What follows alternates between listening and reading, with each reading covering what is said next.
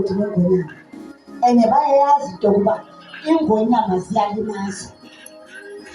Baya bengenandaba ukuba kuza kwenzeka ntoni ngoba baseva uThixo futhi abafuni ukumona uThixo. Bathi noma akasisindisanga ke singajonganga ukusindiswa nje kuphela. Ukusindiswa bakulindele, but noma akasasisindisanga bathi siyaya. So ukukhonza uThixo abangcwele akakhonzwa ukuba uzive ingathi wonwabile namhlanje. Ithi nxa wonwabile uthi uzangikhonza uThixo ngoba wonwabile. Ayingefini zomuntu. uThixo simkhonza nsuku zonke. Siya kuye nangenyembezi.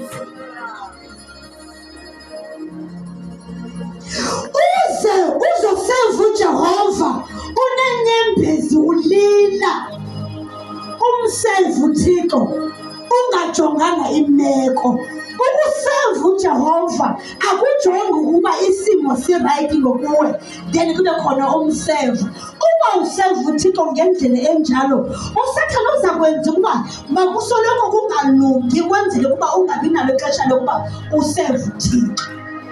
So save uThixo imeko ivuma, umseva uJehova imeko ingavumi, aphinde kumthole uba leliphi kanye ixesha akufuneka kwatheke ngalo ngoba onwabile uyamseva uJehova, ubuhlungu umseva uJehova ngokufanayo.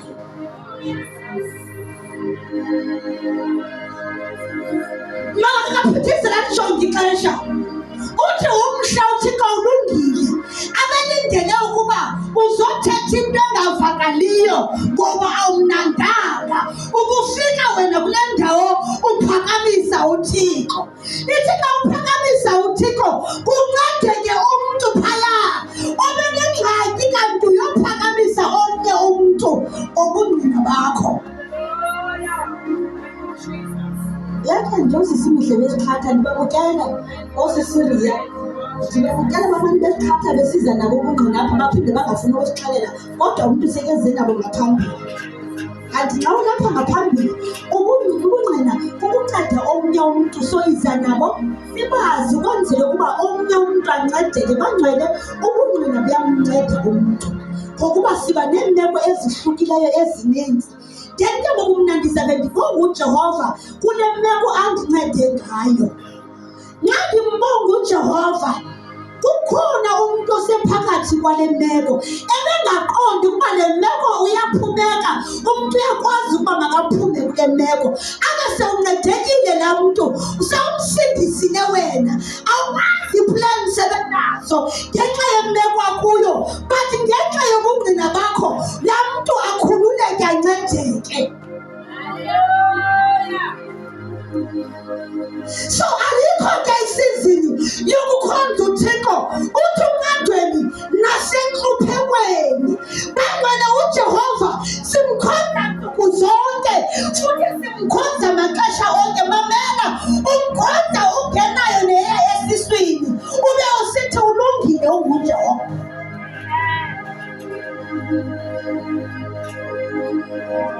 That is why singajongi nazinxitywayo uba umthanda ngenyaniso. Awujongi nokuba ubunxibe eyiphi ilokhwe last week, kodwa uya kuJehova naleya uyinxibe last week na last week. uJehova yena uba ufuna utshintshe uzokutshintshisa ngendlela yakhe. Masimkhonzeni uThixo.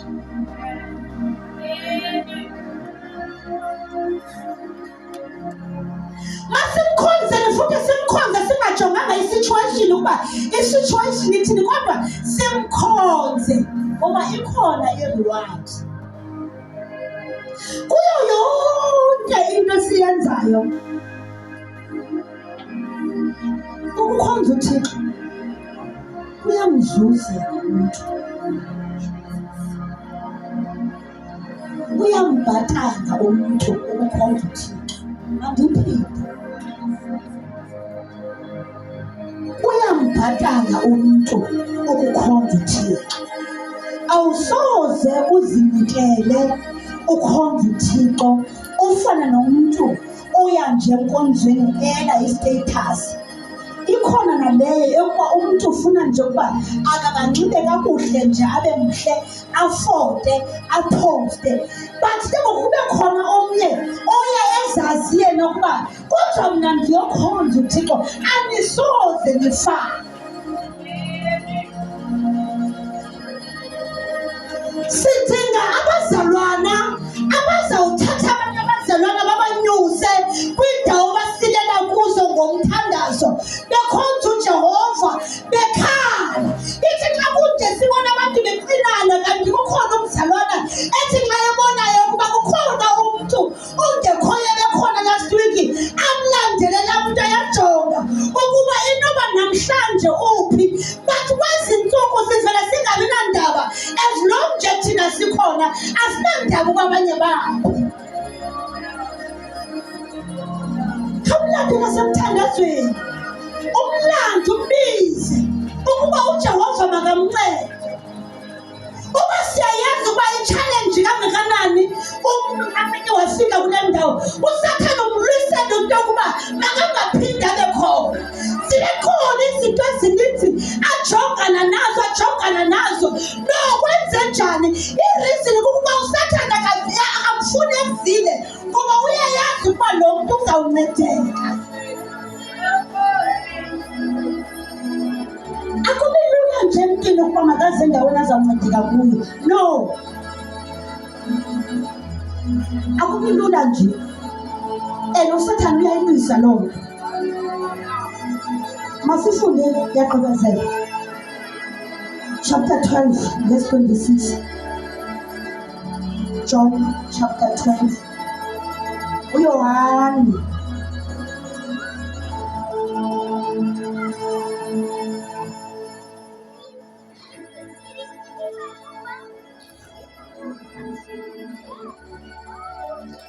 John chapter 12 verse 26. Verse 26. Ukuba ubani uthi andikhonze makandilandele. Ukuba ubani athi andikhonze makandilandele. Apho ndikhona mna woba khona apho nondikhonzayo. Ondikhonzayo apho ndikhoyo uyawuba khona naye. Ukuba umntu uthi andikhonze ubawo wombeka. Ukuba umuntu undikhonzile ubawo uyombeka. Abazalwane, kukaloku nje umphefumlo wam ukhathazekile. Mandithini na? Banaphethe ngavani yakhe.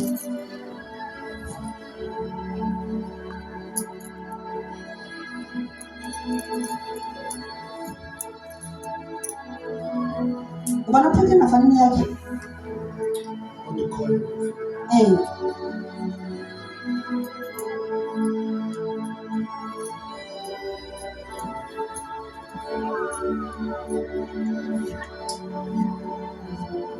Verse 26.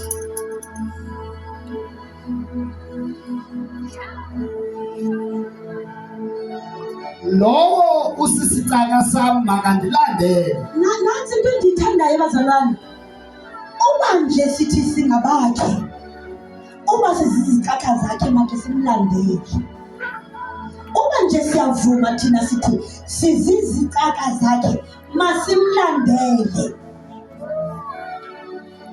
Ewe bhuti, abe kunye nam apho ndikhoyo.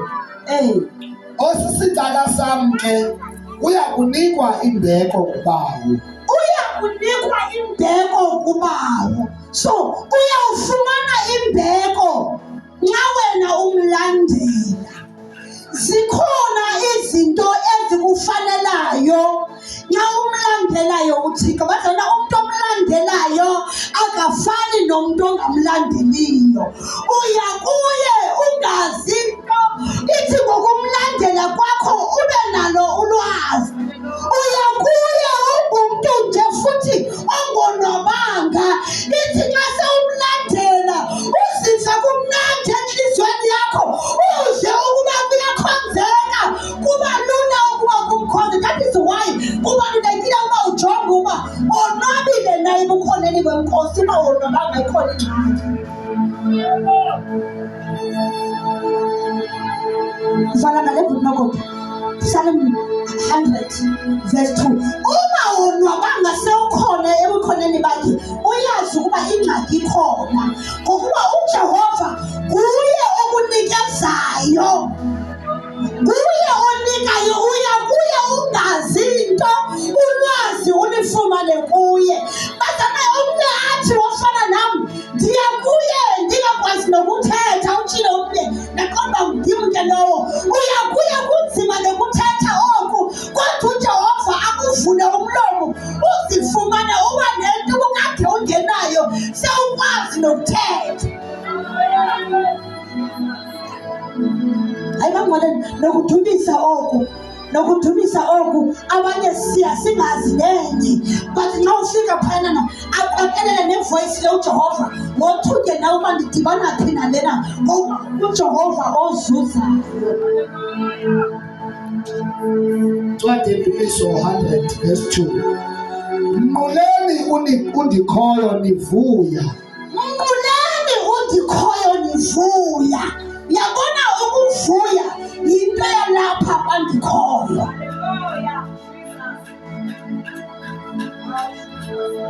Simqula sivuya. That is why ithi noma kukhona into okukhathazayo nxa ungena kwala mnyango ulibale nokuba yayikhona into ebekukhathazile ngoba sisendaweni yokuvuya. Awukwazeki ube sebukhoneni bakhe uphume usafana ingxaki ikhona. So noma kuyabazanga zininzi izinto esizifumanayo ngokumkhonza ungena kulaa ndawo uziva uba uzitsala ngenxa yokumthanda. Ithi xa ufika phakathi ufumane impiliso yakho uphume sewumane uyifuna laa ndawo uba kanene yayiphi laa ndawo yobuhlungu ingekho ngoba uJehova ongawazi amandla omntu. So ukhona umvuzo ekumkhonzela uThixo ngafaka abanithimele inyawo zethu. Ukhona umvuzo ekumkhonzela uThixo. Into ebalulekileyo nje wena ukuthi mthande. Nxa umthandayo uzawukwazi ukuba uhlele impilo yakho ukuze ukwazi ukuba umonelise.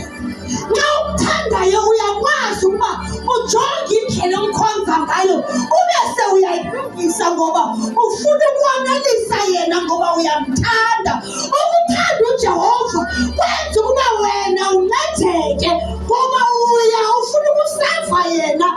uJehova yena ajonge impilo yakho ngokuba uJehova ukwazi ukuba umseve abe uJehova kayincedi impilo yakho.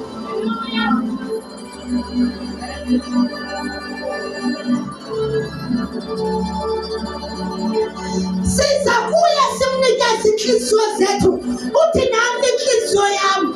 Awunikeze inhliziyo yakho uJehova uyenza ukuthanda.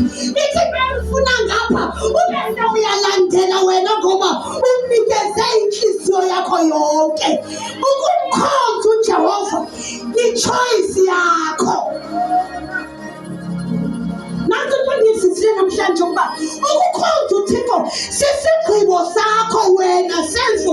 Uthathe isigqibo ukuba ngifuna ukuhamba noYesu. Ayibangcwele ndingathetha apha ndithethe ndidinwe. As long as isigqibo ayikho into enokwazi ukuba yenzeke. So isigqibo sesakho.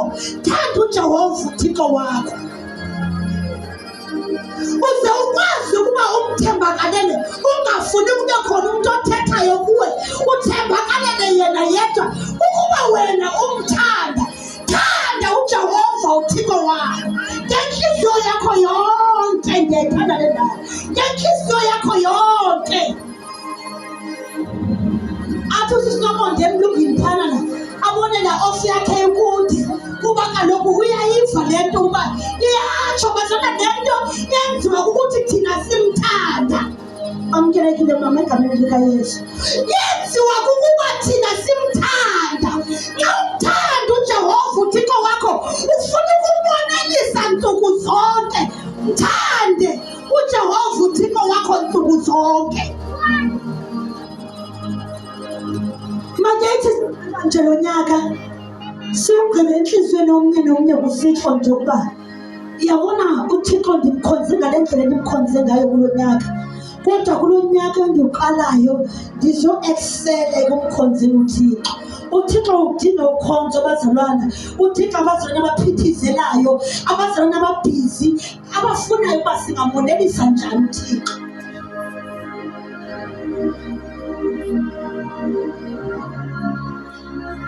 Vuyani enkosini, vuyani enkosini. Abamkhonzayo bayonwaba, abamkhonzayo bayonwaba. Uba khona kule ndawo uyayiqonda nje xa uyijonga impilo yakho uba hayi kodwa mna ndlela ndimkhonza ngayo uThixo ayithandwanga ndim. Ndicela uze ngaphambili ke sithandaze kuyo. Uba nxa uyijonga nje impilo yakho uyibuka, uyabona uba yabona le ndlela mna ndimkhonza ngayo, hayi nam andiyithandi.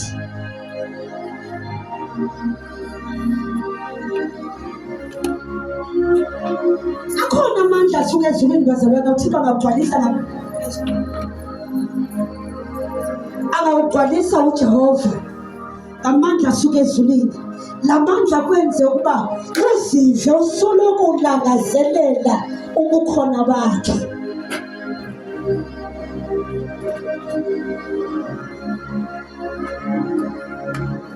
I-choice